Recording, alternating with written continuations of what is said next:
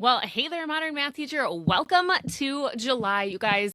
This month, we are breaking down Vanessa Vakharia's Math Therapy, 5 steps to help your students overcome math trauma and build a better relationship with math. Now, to be completely real with you guys, I listened to this originally as an audiobook like a year ago. Loved it, started implementing some of this stuff in my classroom. And then it wasn't until we did our January book study and I was getting good feedback from you guys that you liked to read along with the best practices and all of that. And I was thinking to myself, I'm like, okay, let's do that again. Let's do it in the summer. July's hot. You don't really want to be planning for your classroom, but like your school is still kind of on your mind. And I was like, you know what? Math Therapy was such a good read. It's great and inspirational for the summer. And so thus there we are. There you have it. That's why we picked Math Therapy. And I'm really excited. Now, before we dig in to my first episode here, where we're going to unpack what is math trauma anyway, and we're going to share a little bit of my own, I want you to know that the podcast is about to turn 3 on July 11th. We are just 5,000 downloads away from 50K streams on the podcast. So if you could do me a huge, huge favor and share this with a teacher or 2 or 5, I would just be so, so grateful. Okay. All right, guys. So on with the episode. Here we go. All right. So this summer, as I mentioned, I'm doing something a little bit different. I'm going to be reading Math Therapy by Vanessa Vakharia and inviting you to read along with me. Now, here's the thing though. Okay. This isn't going to be like a traditional book review. It's fantastic. I love it. There you go. There's my great review for it.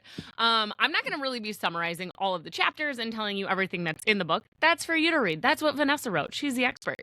So instead, each week, I'm going to be sharing the ideas that stood out to me, the questions that they raised in my mind, and how I'm thinking about implementing them in my own classroom. So if you haven't grabbed the book yet, don't worry, you can still join us. I'll link both the physical book and the audio book in the show notes, okay? So you can go grab those from Amazon or go grab them from the library, wherever it is you want. Live your life.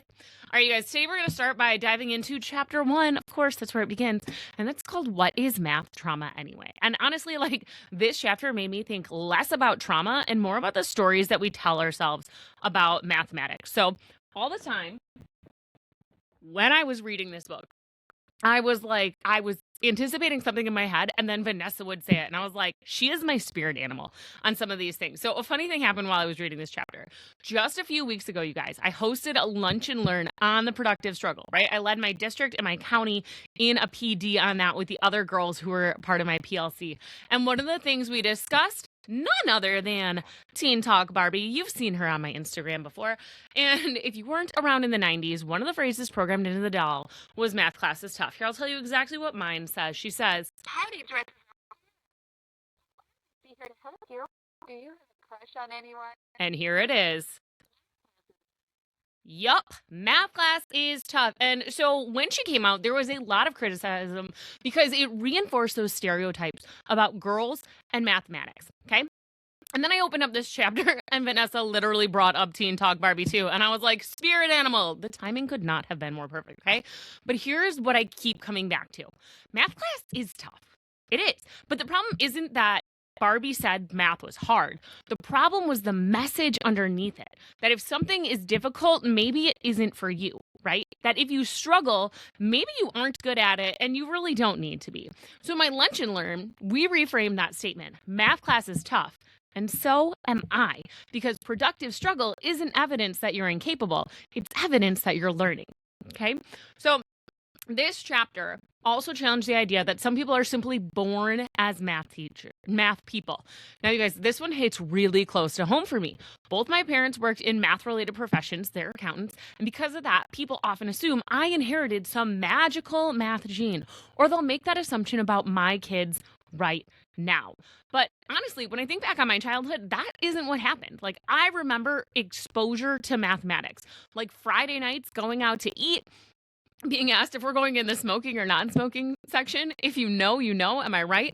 And my parents would let us help calculate the tip. We'd look at the bill, we'd have to calculate percentages, we'd have to add it up, right? Not because they're trying to create future mathematicians, although, hello, that's what they got out of me, but because they were just making it normal. Math was just something we talked about, something that we used, something that we practiced, and it makes me wonder, how much of what we call mathematical talent is really just mathematical exposure, right?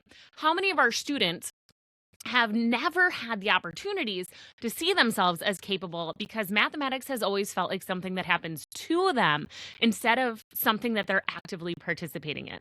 And guys, these messages are everywhere, right? One of the activities that Vanessa suggests in the book is paying attention to how mathematics is portrayed in the media. And I freaking love this idea. Not just because of the math itself, but because of the messages. And honestly, she just posted one of these on her Instagram like yesterday with some new shirt that came out, and it's like, WTF, people, this is 2026. We have to get over this, right?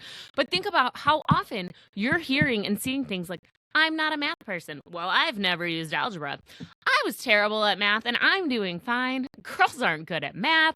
Pretty girls don't need to know math. Some people just have a math brain. Those statements are everywhere in movies, commercials, clearly social media, family conversations, and our students are absorbing these messages long before they walk into our classrooms. And they're bringing it with them. They're bringing in that baggage, that trauma, right? One distinction that I appreciated that Vanessa made is this difference between anxiety and trauma, math anxiety and math trauma. I won't unpack the entire chapter, right? Because I want you to go read it for yourself. But one idea that stuck with me is this. Students don't arrive in our classrooms as a blank slate. They arrive carrying their experiences, the labels, the messages, the memories. All of those experiences shape how they see themselves as learners. That immediately made me think about my geometry proficiency lab students and my future Algebra 1 proficiency lab students. These students know they're in an intervention class. Before I ever teach a lesson, many of them have already created a story about themselves. I'm behind. I'm bad at math. I'm not one of the smart kids. And honestly, one of the reasons I'm so excited about this book is because it gives me language for something that I've been noticing for years. Sometimes that first challenge isn't teaching the content, it's rebuilding belief within our students. So, as I'm wrapping this up, one of the things that this chapter left me wondering is whether math trauma looks different depending on the student sitting in front of us. I've seen versions of it in my intervention classes, but what about honors classes? That's what I'm about to teach next. Does it disappear or does it just show up differently? Maybe intervention students show it through avoidance. Maybe honors students are going to show it through perfectionism. I was an honors student, and the one time that I didn't get that A on my honors geometry polyhedron project scarred me to this day. Clearly, I'm talking about it to all of you who are listening here, okay? So I'm curious, right? Maybe the behaviors are going to look different while the underlying fears are surprisingly similar. That's a question I'm going to keep exploring throughout this series. All right, you guys. Now, before we wrap up, I want to leave you with a few questions to ponder as you read through the first chapter. What messages about mathematics has shaped your relationship with math growing up? Were you told that you were a math person? Were you told you weren't a math person? And where do you see math anxiety, stress, or math trauma showing up in your students? I'd also love for you to participate in a challenge this week. Start paying attention to the messages about mathematics that you encounter in the wild. Television, movies, commercials, social media, conversations. What is it that people are saying about math? Come share your examples and your biggest takeaways from chapter 1 inside of our Facebook group. Let's build a connection or a collection, there we go, together and see what patterns are emerging. And if you haven't picked up the book, remember, it's not too late. Grab the physical book or audiobook using the links in the show notes and join us for the rest of this journey. Next week, I'm going to be diving into chapters 2 and 3, and we're going to begin exploring what math therapy actually looks like in practice. Until then, you guys, keep reflecting, keep learning, and as always, keep it real.